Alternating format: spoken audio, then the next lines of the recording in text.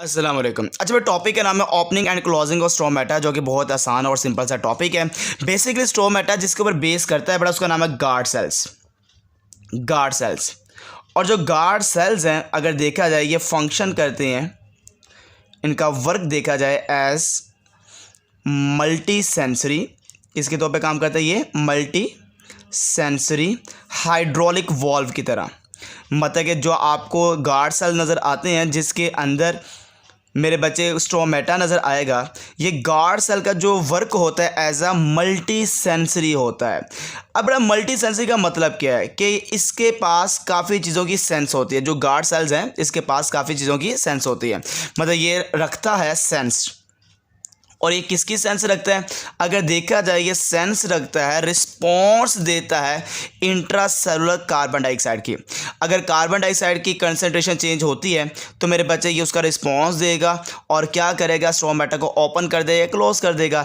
Even कि humidity, जो humidity है अगर नमी हवा के अंदर ज़्यादा कम होती है तो उसका रिस्पॉन्स देता है। इवन के टेम्परेचर कह लें और टेम्परेचर के साथ साथ लाइट कह लें, तो इन सब चीज़ों का जो रिस्पॉन्स देता है मेरे बच्चे, उसका नाम है गार्ड सेल्स। और इन्हीं चीज़ों की वजह से ओपनिंग और क्लोजिंग कंट्रोल हो रही होती है किसकी बेटा? गार्ड सेल की। मिसाल के तौर पर फॉर एग्जांपल ये मेरे बच्चे दो गार्ड सेल्स हैं, और ये दो जो गार्ड सेल्स हैं, इन गार्ड सेल के अंदर जो आपको छोटा सा पोर नज़र आ रहा है, उस पोर का नाम क्या है बेटा? स्टोमेटा। ये बेटा स्टोमेटा है, हमें इसको नाम देते हैं, दे आर कॉल्ड स्टोमेटा। और ये स्टोमेटा जो कि छोटा सा सुराख है, और ये किसके दरमियान सुराख बन रहा है? इन दो गार्ड सेल के दरमियान ये सुराख बनता है। और यही जो गार्ड सेल्स है इन्हीं को मैंने नाम दिया है, ये मल्टी सेंसरी हाइड्रोलिक वॉल्व होता है, और ये कंट्रोल करता है ओपनिंग एंड क्लोजिंग ऑफ किसकी बेटा? स्टोमेटा की। अब इसको सबसे पहले जो हमने स्टोमेटा की ओपनिंग और क्लोजिंग देखनी है, यहाँ पे स्टोमेटा लिखना है, यहाँ पे देख लीजिएगा स्टोमेटा यहाँ पे आएगा। अगर देखा जाए इसकी हमने ओपनिंग और क्लोजिंग को कंट्रोल करना है तो बेटा सबसे पहले जो थ्योरी है उसका नाम है sugar and starch theory hypothesis. Sugar and starch hypothesis, जो सबसे पहले हमें बताएगा कैसे ओपन होता है, कैसे क्लोज होता है, वो एक हाइपोथेसिस है, सॉरी थ्योरी नहीं है। और इस हाइपोथेसिस का नाम क्या है बेटा? शुगर स्टार्च हाइपोथेसिस है। बेसिकली ये जो कॉन्सेप्ट है, इस हाइपोथेसिस को पेश करने वाला बड़ा उस साइंटिस्ट का नाम है H.von Moll। मतलब इसको जिसने प्रपोज किया वो एक जर्मन का बॉटनिस्ट है, जर्मन का रहने वाला, प्लांट के ऊपर स्टडी करने वाला एक साइंटिस्ट है, और उसका नाम है H.von Moll। तो इस साइंटिस्ट ने इस हाइपोथेसिस को पेश किया और बताया कि कैसे ओपन होता है, कैसे क्लोज होता है, कौन सी चीज़ मेरे बच्चे? स्टोमेटा। इसने मेरे बच्चे कहा कि जो अगर देखा जाए जो गार्ड सेल्स है, गार्ड सेल्स की पहचान है। जो गार्ड सेल्स होते हैं ये मेरे बच्चे फोटोसिंथेसिस सेल्स हैं, मतलब कि फोटोसिंथेसिस करने वाले, इनके पास क्लोरोप्लास्ट होता है, और ये फोटोसिंथेसिस सेल्स हैं। किसके फोटोसिंथेसिस सेल्स है मेरे बच्चे? एपिडर्मिस के। और किसकी एपिडर्मिस के मेरे बच्चे? उसका नाम है लीफ। तो पत्तों की एपिडर्मिस, और उनके अंदर आपको नजर आता है गार्ड सेल्स। और गार्ड सेल्स कौन से सेल्स है मेरे बच्चे? ऐसे सेल जो फोटोसिंथेसिस परफॉर्म करते हैं, ऐसे सेल्स को नाम देते हैं मेरे बच्चे, ये सारे के सारे जो शुगर बनाने वाले सेल वो फोटोसिंथेसिस सेल्स होते हैं। और उनमें से मैंने एक टाइप बोली जिसका नाम है गार्ड सेल, जिसने कंट्रोल करना है, ओपन और क्लोज करना है किसको बेटा? स्टोमेटा को। अब देखते हैं मेरे बच्चे इस हाइपोथेसिस के मुताबिक मेरे बच्चे, आपको पता है कि टाइम दो तरह के, एक वक्त है डे टाइम और एक है बेटा रात का वक्त, नाइट टाइम। मतलब कि हमने इसको कॉन्सेप्ट को डिवाइड कर दिया दो पार्ट में। पहला पार्ट कौन सा होगा बेटा? ड्यूरिंग डे टाइम, और एक जो मेरे बच्चे मैंने इसको डिवाइड कर दिया और वो है बेटा रात का वक्त, ड्यूरिंग नाइट टाइम। ये आपने खुद ही बता देना बेटा, आपको पूरा कॉन्सेप्ट खुद ब खुद पता चल जाएगा और आप खुद ब खुद इसको लिख भी सकेंगे। जैसे कि मेरे बच्चे फॉर एग्जांपल डे टाइम देखा जाए तो मेरे बच्चे सुबह के वक्त एक चीज़ अवेलेबल होती है और उसका नाम है लाइट। मतलब कि सुबह के वक्त क्या अवेलेबल है बेटा? अवेलेबल होती है, अवेलेबल ऑफ लाइट। सुबह के वक्त लाइट मौजूद होती है, पहला पॉइंट। जब लाइट है तो बड़ा फोटोसिंथेसिस आपको सुबह के वक्त चलती हुई नज़र आएगी। जो ये प्रोसेस है जो फोटोसिंथेसिस का, ये बड़ा टेक्स प्लेस होता है सुबह के वक्त, क्योंकि लाइट है तो लाइट की वजह से क्या होगा बेटा, फोटोसिंथेसिस का प्रोसेस चलता हुआ नजर आएगा। जब फोटोसिंथेसिस का प्रोसेस चलता हुआ नजर आएगा तो बड़ा एक ही काम होगा और बड़ा वो क्या है, प्रोड्यूस ऑफ शुगर। जो मेरे पास शुगर है सुबह के वक्त बनना स्टार्ट हो जाएगी, तो शुगर सुबह के वक्त बनती जाएगी। अब बेटा जब शुगर बढ़ेगी तो आपको पता है कि सल्यूट की कंसंट्रेशन ज़्यादा, शुगर ज़्यादा है सल्यूट की, जो शुगर वो क्या सल्यूट है, तो जो सल्यूट कंसंट्रेशन वो इंक्रीज़ हो जाएगी। सुबह के वक्त सल्यूट कंसंट्रेशन गार्ड सेल के अंदर क्या हो जाएगी मेरे बच्चे, इंक्रीज़ हो जाएगी। जब सल्यूट कंसंट्रेशन ज़्यादा हो जाएगी तो वाटर क्या हो जाएगा, कम हो जाएगा। तो यहाँ पर लिखूँगा डिक्रीज़ हो जाएगा water potential and decrease of water potential. तो वाटर पोटेंशियल क्या हो जाएगा मेरे बच्चे, कम हो जाएगा, और सल्यूट लेवल क्या हो जाएगा बेटा, ज़्यादा हो जाएगा गार्ड सेल के अंदर। अब मेरे बच्चे सल्यूट का लेवल जहाँ पे ज़्यादा होता है पानी उसी की तरफ मूव करता है। तो देखिएगा जैसे मिसाल के तौर पर फॉर एग्जांपल ये गार्ड सेल्स हैं और सुबह के वक्त इस गार्ड सेल के अंदर फोटोसिंथेसिस परफॉर्म हो रही है, और फोटोसिंथेसिस होने की वजह से इसके अंदर काफ़ी ज़्यादा ये शुगर बन चुकी है। जब शुगर बन चुकी है सल्यूट का लेवल ज़्यादा हो जाएगा और वाटर पोटेंशियल क्या हो जाएगा, कम हो जाएगा। तो मेरे बच्चे जहाँ पे सल्यूट का लेवल ज़्यादा होता है मेरे बच्चे पानी उसी की तरफ मूव करता है, तो पानी बाहर से अंदर की तरफ मूव करेगा, वाटर बाहर से अंदर की तरफ आएगा। जब वाटर बाहर से अंदर की तरफ आएगा तो मेरे बच्चे डेफिनेटली ये जो गार्ड सेल्स हैं ये फूल जाएंगे, टर्जिड हो जाएंगे, ये टर्जिड हो जाएंगे, ये ऐसे ये टर्जिड हो जाएंगे, ये ले बेटा ये टर्जिड हो जाते हैं। और ये टर्जिड उस वक्त होते हैं जब सल्यूट की कंसंट्रेशन ज़्यादा होती है और वाटर पोटेंशियल क्या होता है बेटा, कम होता है। उस वक्त ये क्या होता है बेटा, टर्जिड। क्यों? क्योंकि वाटर अंदर की तरफ मूव कर रहा है। और ये आपको फूला हुआ जब नज़र आते हैं तो आपको इसके अंदर ये सुराख नज़र आएगा जिसका नाम क्या बेटा, स्ट्रोमेटा। तो हम कहेंगे ये ओपन स्ट्रोमेटा है। और ये कब होता है, ये बेटा सुबह के वक्त होता है। और सुबह के वक्त क्यों होता है वो मैंने अभी बताया कि बेटा यहाँ पर देखा जाए तो मेरे बच्चे जो गार्ड सेल्स हैं, गार्ड सेल्स बेटा ये क्या हो जाएंगे, गार्ड सेल्स बिकम टर्जिड, ये फूल जाएंगे।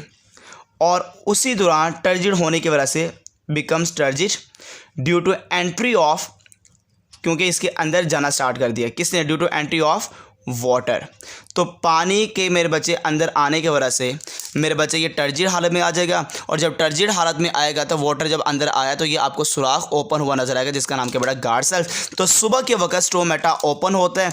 उसकी वजह मैंने आपको बताई कि सुबह के वक्त लाइट होती है, फोटोसिंथेसिस परफॉर्म हो रही होती है, सल्यूट कंसंट्रेशन ज़्यादा हो जाता है, वाटर पोटेंशियल कम हो जाता है और गार्ड सेल टर्जिड हो जाती है क्योंकि एंट्री हो रही होती है किसकी बेटा, वाटर की। अब आते हैं बेटा रात के वक्त क्या प्रोसेस हो रहा है। अच्छा बेटा रात के वक्त देखा जाए तो आपको सबसे पहला पॉइंट तो याद होगा कि रात के वक्त एक चीज़ नहीं मौजूद, और वो क्या बेटा, लाइट। मतलब कि नो अवेलेबल है क्या बेटा, light. No available light, light नहीं होती। दूसरा पॉइंट बेटा लाइट नहीं है तो बेटा फोटोसिंथेसिस का जो प्रोसेस है वो भी आपको नज़र नहीं आता। मतलब कि यहाँ पर देखा जाए जो फोटोसिंथेसिस है, no photosynthesis takes place, photosynthesis का जो प्रोसेस है ये भी आपको नज़र नहीं आता। इसका मतलब जब फोटोसिंथेसिस का प्रोसेस नहीं हो रहा तो जो सल्यूट कंसंट्रेशन है, सल्यूट कंसंट्रेशन, तो वो क्या हो जाएगी बेटा, डिक्रीज़ हो जाएगी। क्या हो जाएगी बेटा, डिक्रीज़ हो जाएगी। और जो इंक्रीज़ हो जाएगा उसका नाम क्या बेटा, वाटर पोटेंशियल। अब यहाँ पर पॉइंट को समझने वाला बात है, वाटर पोटेंशियल ज़्यादा हो जाएगा और मेरे बच्चे ये जो सल्यूट लेवल है वो मेरे बच्चे क्या हो जाएगा, कम हो जाएगा। क्योंकि रात के वक्त ना मेरे बच्चे जो सुबह टाइम शुगर बनी थी वो इस्तेमाल हो जाएगी, वो इस्तेमाल हो जाएगी। मतलब जो सुबह टाइम शुगर आपने बनाई थी फोटोसिंथेसिस के ज़रिए से, अब मेरे बच्चे ये कहाँ इस्तेमाल हो रही है, यूज इन रेस्पिरेशन। जो रेस्पिरेशन प्लांट करता है, सेलुलर रेस्पिरेशन, वहाँ पर ये शुगर इस्तेमाल हो रही है। या मेरे बच्चे इस शुगर को कन्वर्ट कर दिया जाएगा, चेंज कर दिया जाएगा, कन्वर्टेड इनटू इनसोलेबल, इनसोलेबल किसके अंदर बेटा, स्टार्च के अंदर। तो या तो इसको स्टार्च में कन्वर्ट करके स्टोर कर लिया जाएगा या इसको रेस्पिरेशन में यूज़ कर लिया जाएगा। और ये शुगर जब कम हो जाएगी तो सल्यूट कंसंट्रेशन कम हो गई है, वाटर पोटेंशियल मेरे बच्चे यहाँ पे ज़्यादा हो गया है। और ज़्यादा होने की वजह से क्या होगा मेरे बच्चे, अगर देखा जाए तो यही जो गार्ड सेल्स है, गार्ड सेल्स जो कि सुबह टाइम ऐसे टर्जिड हालत में थे। अब रात को मेरे बच्चे क्या होगा, सल्यूट कंसनट्रेशन कम हो गई है, वाटर पोटेंशियल ज़्यादा हो गया। अब मेरे बच्चे पानी जो है वो बाहर की तरफ मूव करेगा, पानी अंदर से बाहर की तरफ जाएगा। जब पानी बाहर की तरफ जाएगा, यही जो गार्ड सेल है अब ये सिकुड़ जाएगा, और जब ये सिकुड़ेगा तो आपको पता है कि ये जो स्ट्रोमेटा है वो बेटा क्या हो जाएगा, क्लोज स्ट्रोमेटा हो जाएगा। ये ले बेटा स्ट्रोमेटा बंद हो गया रात के वक्त, और रात के वक्त अगर देखा जाए तो आपको क्लोज स्ट्रोमेटा नज़र आता है, क्लोज स्ट्रोमेटा। और मैंने अभी इसकी रीज़न बताई है आपको, और वो रीज़न क्या है, वो रीज़न ये थी कि बेटा जो गार्ड सेल्स हैं रात के वक्त अगर देखा जाए, गार्ड सेल्स बिकम क्या हो जाएंगे मेरे बच्चे, फ्लैसिड हो जाएंगे। और ये फ्लैसिड क्यों होंगे मेरे बच्चे, उसकी मैंने रीज़न बताई है, due to loss of water. तो पानी का निकल जाने की वजह से ये फ्लैसिड हो जाते हैं रात के वक्त, और ये फ्लैसिड उस वक्त होंगे जब पानी बाहर निकलेगा। मगर पानी बाहर निकालने के लिए मैंने बताया वो जो शुगर है वो इस्तेमाल होगी रेस्पिरेशन के अंदर, या मेरे बच्चे उसको कन्वर्ट कर दिया जाएगा किसके अंदर, बड़ा स्टार्च के अंदर, जिसकी वजह से सल्यूट कंसनट्रेशन कम हो जाएगी, वाटर पोटेंशियल ज़्यादा हो जाएगा, और इस कंडीशन में मेरे बच्चे स्ट्रोमेटा क्लोज हो जाएगा। और ये दो टाइम थे, एक ड्यूरिंग डे टाइम और एक था बड़ा ड्यूरिंग नाइट टाइम। ये था पहला कॉन्सेप्ट जिसका नाम है starch and sugar and starch hypothesis. अगला बेटा जो कॉन्सेप्ट है बड़ा उसका नाम है पोटेशियम आयन या influx potassium ion. Influx potassium ion बड़ा आसान सा टॉपिक है, बहुत ही सिंपल सा टॉपिक है, और आपको पता है एक आपका हाइपोथेसिस क्लियर हो गया। अब मेरे बच्चे अगला आ चुके हैं। अच्छा बेटा इनफ्लक्स पोटेशियम आयन्स ये कब होता है, ये बेटा दो वक्त है।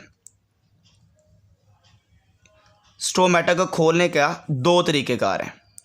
एक तरीक़ाकार तो आपको मैं पहले बता देता हूँ, वो है इनफ्लक्स अंदर की तरफ जाना, इनफ्लक्स पोटेशियम आयन्स, और जो दूसरा है वो है आउटफ्लक्स। कंट्रोल बता रहा हूँ बेटा कैसे स्ट्रोमेटा को हमने ओपनिंग और क्लोजिंग को कंट्रोल करना है। दो मेथड है, एक मेरे बच्चे मैंने कौन सा बताया, इनफ्लक्स पोटेशियम आयन, और दूसरा बताया आउटफ्लक्स पोटेशियम आयन। अब मेरे बच्चे होता क्या है, आपने सल्यूट की कंसंट्रेशन ज़्यादा करनी है। अब देखिएगा ज़रा, ये बड़ा गार्ड सेल्स हैं, ये गार्ड सेल्स एनर्जी लगाकर अपने अंदर पोटेशियम आयन्स को लेके जाते हैं। क्या कह रहा हूँ, एनर्जी लगाकर। ये देखिएगा ज़रा, ये अपने अंदर पोटेशियम आयन्स को एक्टिवली लेके जा रहे हैं, एक्टिवली पोटेशियम आयन्स को लेके जा रहे हैं। और मैं फिर बता रहा हूँ ये कैसे लेके जा रहे हैं, किसको यूज़ करके, एनर्जी को, मतलब कि ये एटीपी को इस्तेमाल करके अपने अंदर पोटेशियम आयन्स को लेके जा रहे हैं। जैसे पोटेशियम आयन ज़्यादा होगा, सल्यूट की कंसंट्रेशन ज़्यादा हो जाएगी, वाटर पोटेशियम कम हो जाएगा, बेटा आपको पता पानी अंदर आना शुरू हो जाएगा। और जब पानी अंदर आना शुरू हो जाएगा, सल्यूट की कंसंट्रेशन ज़्यादा होने की वजह से, सल्यूट में किसको कह रहा हूँ, पोटेशियम आयन को, पोटेशियम आयन के ज़्यादा होने की वजह से सल्यूट कंसंट्रेशन ज़्यादा होगी, और ज़्यादा होने की वजह से मेरे बच्चे क्या होगा, वाटर अंदर की तरफ आएगा। और जैसे वाटर अंदर की तरफ आएगा, गार्ड सेल क्या हो जाएंगे बेटा, टर्जिड हो जाएगा। क्या हो जाएगा बेटा, टर्जिड हो जाएगा। ये ले बेटा, ये मैंने वाटर लिख दिया, अंदर क्या मूव कर रहा है बेटा, वाटर कर रहा है। और फिर क्या होगा बेटा, स्ट्रोमेटा ओपन हो जाएगा, ओपन स्ट्रोमेटा हो जाएगा। ठीक हो गया बेटा। तो मेरे बच्चे मैंने यहाँ पे क्या किया, मैंने यहाँ पे एक ही काम किया है। यहाँ बेटा एक्टिवली ट्रांसपोर्ट होता है, एनर्जी लगा के एक्टिवली ट्रांसपोर्ट होता है। कौन सी चीज़ मेरे बच्चे, पोटेशियम आयन्स, किसके अंदर मेरे बच्चे, इनटू गार्ड सेल्स। किसके अंदर मैंने ट्रांसपोर्ट किया बेटा, इसको गार्ड सेल्स के अंदर एक्टिवली एनर्जी लगा के ट्रांसपोर्ट कर दिया। ठीक हो गया। जब बेटा अंदर ट्रांसपोर्ट कर दिया तो आपको पता है एक चीज़ ज़्यादा हो चुकी है, पोटेशियम आयन। और मैं क्या लिखूंगा, सल्यूट कंसंट्रेशन यहाँ पर गार्ड सेल के अंदर वो मेरे बच्चे क्या हो चुका है, इंक्रीज हो चुका है, बढ़ चुका है। और ये बढ़ गया, और साथ ही साथ यहाँ पे वाटर पोटेंशियल जोन सा है, वाटर पोटेंशियल मेरे बच्चे अगर देखा जाए वो बड़ा क्या हो चुका है, यहाँ पर डिक्रीज हो चुका है। और आपको पता है जैसे ही जहाँ पे सल्यूट कंसंट्रेशन ज़्यादा होती है, पानी उसकी तरफ मूव करना शुरू कर देता है। मतलब कि सल्यूट का मतलब नमकीन, आप कह सकते हैं कि सल्यूट मतलब सोल्ट्स वगैरह कह लें, या कोई भी चीज़ कह लें, सल्यूट जैसे शुगर कह लें, सोल्ट्स कह लें, आयन्स कह लें। आप समुद्र का पानी पिए तो आपको ज़्यादा प्यास लगती है, क्योंकि वहाँ पर सल्यूट की कंसंट्रेशन ज़्यादा है। तो जहाँ पर सल्यूट की कंसंट्रेशन ज़्यादा होती है, पानी उसी की तरफ मूव करता है। तो मेरे बच्चे क्या होगा, जब पानी अंदर की तरफ मूव करेगा तो डेफिनेटली जो गार्ड सेल्स हैं, गार्ड सेल्स मेरे बच्चे ये क्या हो जाएंगे, बिकम टर्जिड्स, ये टर्जिड हो जाएंगे। और टर्जिड होने की रीज़न है, और वो रीज़न क्या है? Due to entry of water. तो पानी अंदर की तरफ आना शुरू करेगा सल्यूट की कंसंट्रेशन ज़्यादा होने की वजह से, तो मेरे बच्चे वो क्या हो जाएगा? टर्जिड हो जाएगा। अब दूसरी तरफ आउटफ्लक्स क्या है? जैसे कि आपको पता है ये गार्ड्स है इस वक्त टर्जिड हालत में फूला हुआ है, क्योंकि इसके अंदर पोटेशियम आयन काफ़ी ज़्यादा मौजूद है। वही पोटेशियम आयन बाहर की तरफ मूव करेंगे, और आपको पता है बाहर पोटेशियम आयन तो काफ़ी ज़्यादा होगा, तो मेरे बच्चे यहाँ पे एनर्जी लगाने की कोई ज़रूरत नहीं पड़ेगी। ये क्या करेगा बेटा? डिफ्यूज़ होगा, डिफ्यूजन के ज़रिए से बाहर मूव कर जाएगा। जब डिफ्यूजन के ज़रिए बाहर मूव करेगा तो आपको डेफिनेटली पता है गार्ड सेल के अंदर सल्यूट का लेवल कम हो जाएगा। जब सल्यूट का लेवल कम हो जाएगा तो ये मेरे बच्चे दोबारा अंदर से पानी बाहर जाएगा और ये फ्लैसिड हो जाएगा, ये फ्लैसिड हो जाएगा। ये पानी क्या हद करेगा मेरे बच्चे? अंदर से बाहर की तरफ, क्योंकि अंदर क्या हो जाएगा? सल्यूट की कंसंट्रेशन कम हो जाएगी और वाटर की कंसंट्रेशन ज़्यादा हो जाएगी। और उस दौरान यहाँ पर जो आपको स्टोमेटा नज़र आ रहा है ये बड़ा क्लोज स्टोमेटा हो जाएगा। तो ये दूसरा मेथड था। तो यहाँ पे मेरे बच्चे मैंने क्या किया? यहाँ पे एक ही मेथड करवाया, और वह क्या? डिफ्यूजन करवाया। डिफ्यूजन ऑफ किसको मेरे बच्चे? पोटेशियम आयंस को। और कहाँ पर? आउटसाइड। किससे करवाया आउटसाइड? बड़ा आपको पता है गार्ड सेल से करवाया है। तो गार्ड सेल से मैंने पोटेशियम आयंस को बाहर की तरफ रिमूव करवा दिया। जब ये बाहर की तरफ चला गया तो आपको डेफिनेटली पता है कि जो यहाँ पेयर्स अब सल्यूट कंसंट्रेशन यहाँ पर अब क्या हो चुका है बेटा? डिक्रीज़ हो चुका है। जब ये डिक्रीज़ हो जाएगा तो मेरे बच्चे यहाँ पर जो वाटर पोटेंशियल है वो मेरे बच्चे क्या हो जाएगा? पानी की कंसंट्रेशन ज़्यादा हो जाएगी, इनक्रीज़ हो चुका है। अब बेटा यहाँ पे इंक्रीज़ हो गया तो बेटा यहाँ पे जो गार्ड सेल्स हैं वो मेरे बच्चे क्या हो चुके हैं? गार्ड सेल्स यहाँ पर फ्लैसिड हो जाएंगे, सुकड़ जाएंगे। और ये फ्लैसिड इस वजह से होते हैं क्योंकि इसके अंदर से पानी बाहर की तरफ मूव कर रहा है due to loss of water. तो ये मेरे बच्चे हमारे पास दूसरा मेथड था जिसका नाम था influx potassium ions, outflux potassium ions, जो कि अगला हमारे पास कॉन्सेप्ट था कैसे ओपनिंग और क्लोजिंग इसकी कंट्रोल होती है। और हाँ, आपको बताता चलो यहाँ पे जो सबसे बड़ा रोल होता है ना वो है बेटा कंट्रोल ऑफ पोटेशियम आयन। ये आपने ज़रा सा सुन लेना है और ये इंपॉर्टेंट पॉइंट है, control of potassium ions movement. तो पोटेशियम आयंस की जो मूवमेंट है वो कंट्रोल कैसे होती है ये मैंने आपको बताना है। और ये बड़ा इंपॉर्टेंट पॉइंट है कि पोटेशियम आयंस को कौन कंट्रोल करता है। इसको जो कंट्रोल करने वाली चीज़ है वो दो हैं। इसको जो कंट्रोल करने वाली चीज़ है पोटेशियम आयंस को वो दो हैं। एक मेरे बच्चे होता है जिसका नाम है कार्बन डाइऑक्साइड, और एक का नाम है ब्लू लाइट। एक का नाम क्या है बेटा? Blue light. और एक का नाम क्या होता है बेटा? Carbon dioxide. जैसे फॉर एग्जांपल मैं कार्बन डाइऑक्साइड के बारे में पहले बताऊं कि कैसे कंट्रोल करता है पोटेशियम आयंस की मूवमेंट को। आपको पता है बेटा जो low level of carbon dioxide अगर प्लांट में है, low level of carbon dioxide, ये मेरे बच्चे फेवर देती है कि ओपन हो जा बेटा, ओपन हो जा, प्लांट में बड़ी कमी है, ओपन हो जा, तेरे जरिए से मैंने अंदर आना है। Favours to opening of, favours to open of stomata. तो स्टोमेटा की ओपनिंग को जो मेरे बच्चे फेवर करता है वो मेरे बच्चे कौन करता है बेटा? स्टोमेटा की ओपनिंग को कार्बन डाइऑक्साइड का लो लेवल है। क्यों? वजह क्या है? ताकि मेरे बच्चे आपको पता है प्लांट के अंदर इंक्रीज हो सके क्या चीज़? कार्बन डाइऑक्साइड, और ज़्यादा से ज़्यादा फोटोसिंथेसिस हो सके, मतलब increase level of carbon dioxide. ये फेवर्स करती है, फेवर्स टू मोर फोटोसिंथेसिस। तो ज़्यादा फोटोसिंथेसिस के लिए कार्बन डाइऑक्साइड ज़्यादा चाहिए, और कार्बन डाइऑक्साइड ज़्यादा उस वक्त होगी जब स्टोमेटा ओपन होगा। तो इसी वजह से जितनी कार्बन डाइऑक्साइड कम होगी उतना ही ज़्यादा पोटेशियम आयंस की जो मूवमेंट है वो मेरे बच्चे अंदर की तरफ होगी ताकि स्टोमेटा ओपन हो सके। अब आ जाता है ब्लू लाइट। बेटा जो ब्लू लाइट है इसका भी इनडायरेक्ट जो रिलेशन है बेटा वो किसके साथ है? फोटोसिंथेसिस के साथ। मतलब ये भी इफ़ेक्टिव है, इफेक्टिव फॉर फोटोसिंथेसिस। और ब्लू लाइट का सबसे बड़ा काम जो सा होता है गार्ड सेल्स के अंदर, ये बड़ा एसिडिफाई कर देता है। एसिडिफाई कर देता है, मतलब कि एसिडिटी करता है, acidify the environment of guard cell. जो इन्वायरमेंट है ना गार्ड सेल का मेरे बच्चे, वो गार्ड सेल का इन्वायरमेंट एसिडिटी ज़्यादा हो जाती है अगर ज़्यादा ब्लू लाइट को वो अब्जॉर्ब करता है, ताकि वो ज़्यादा फोटोसेंस कर सके।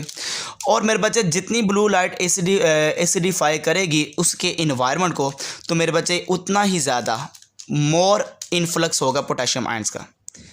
तो ये अलाउइंग करती है, इजाज़त देती है एसिडिक इन्वायरमेंट मोर इन्फ्लक्स ज़्यादा से ज़्यादा आए ऑफ पोटेशियम आयंस। और आपको पता है पोटेशियम आयंस जितना ज़्यादा अंदर की तरफ आएगा सल्यूट कंसंट्रेशन ज़्यादा होगी, और मेरे बच्चे जितनी सल्यूट कंसंट्रेशन ज़्यादा होगी वाटर पोटेशियम कम होगा, और मेरे बच्चे स्टोमेटा ओपन हो जाएगा, क्योंकि जो गार्ड सेल्स हैं वो बेटा क्या हो जाएंगे, टर्जिड। तो ये बड़ा कॉन्सेप्ट था opening and closing of stomata, और ये बहुत इंपॉर्टेंट टॉपिक है एग्जामिनेशन के तौर पर। और हाँ, इसके अंदर एज इट इज़ ही आपने पेपर में लिखना होता है, जैसे मैं पहले बताता रहता हूँ, और आपके नंबर इंशाल्लाह नहीं कटेंगे। ओके बेटा।